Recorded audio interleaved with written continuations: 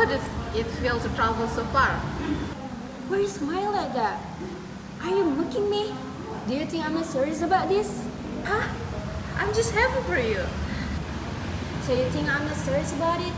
That's why you smile like that. If Nining doesn't smile, she looks like someone who missed the bus. Smiling is like her alarm to show she's still alive. Exactly.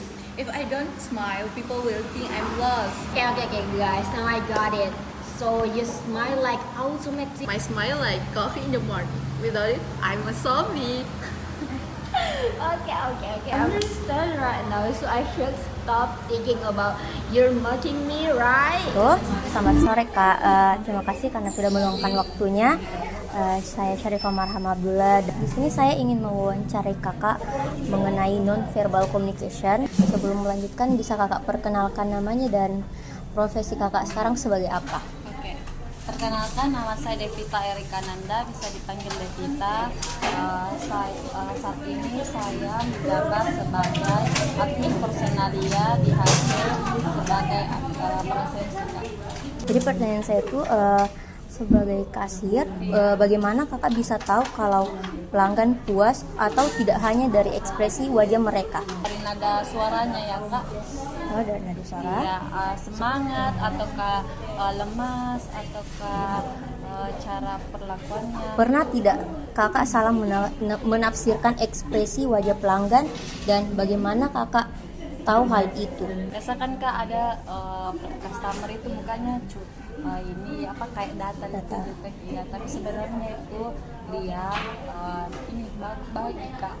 Pertanyaan ketiga, apa yang Kakak lakukan untuk memastikan pelanggan merasa nyaman meskipun mereka mungkin tidak menunjukkan ekspresi wajah yang ramah? Ya, terus kita kan sebagai kasir itu kan dituntut untuk ramah.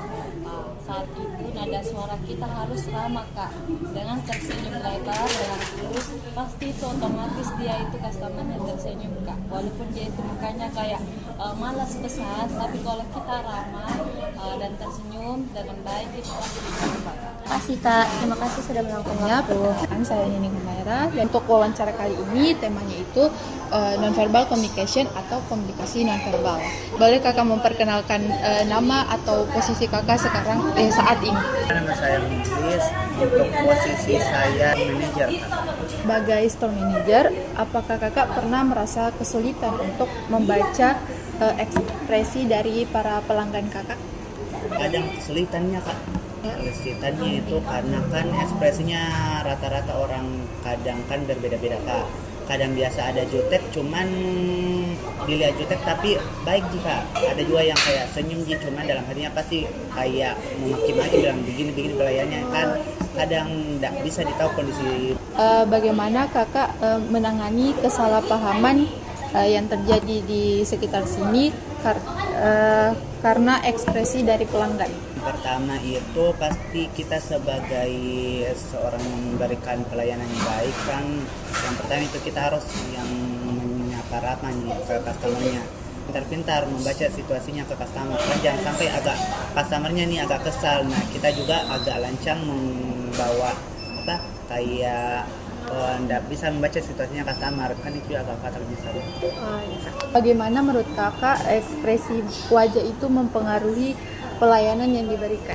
Sangat berpengaruh ya Kak, karena kan kalau seumpama kita sebagai pelayan, kita memberikan pelayanan terbaik, yang kan pasti harus senyum, menyapa ramah dengan customer, kan pasti customer bakal ikut juga Kak untuk senyum gitu. Terima kasih Kak. Perkenalkan, nama saya Naila Gabita Ramadhani.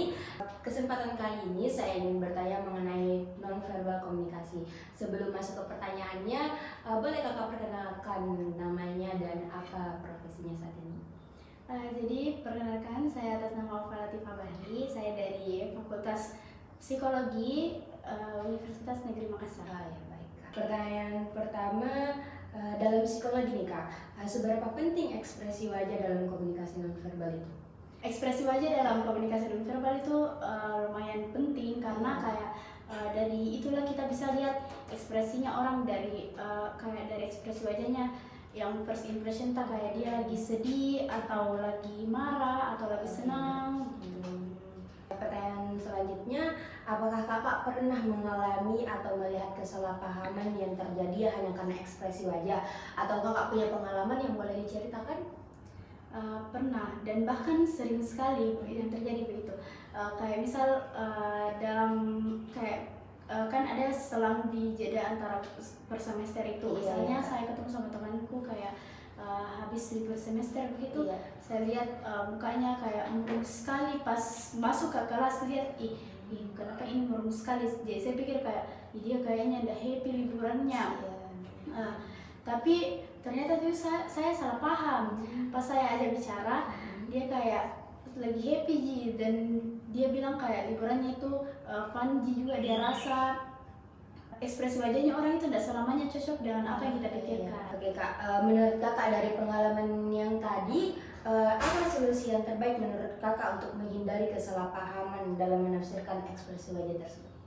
Jadi seperti topik utamanya itu tentang komunikasi. Nah, itu komunikasi sangat penting untuk menjalin hubungan dengan baik dengan orang lain. Kayak mungkin kalau kita lihat ekspresi wajahnya orang yang yang kayak apa, yang murung begitu, sebaiknya kita komunikasikan, kayak tanya kamu lagi kenapa hari ini, atau kamu lagi capek atau kenapa, supaya kita bisa tahu. Lebih baiknya kita bertanya dulu sebelum menyimpulkan ya kak. Oke, baik, terima kasih Kak Alfa atas wawancara hari ini. Tips number 1, look at the situation. Face expression can mean different things. Don't judge only by the face.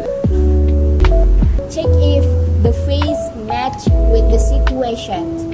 Confused or surprised face sometimes look like angry face, but they are not. Tips number 2, look at the gesture. Face is only one, but body can show the real feelings. Last tips, match with their words. Sometimes face and words don't match. Ask more if you are not sure.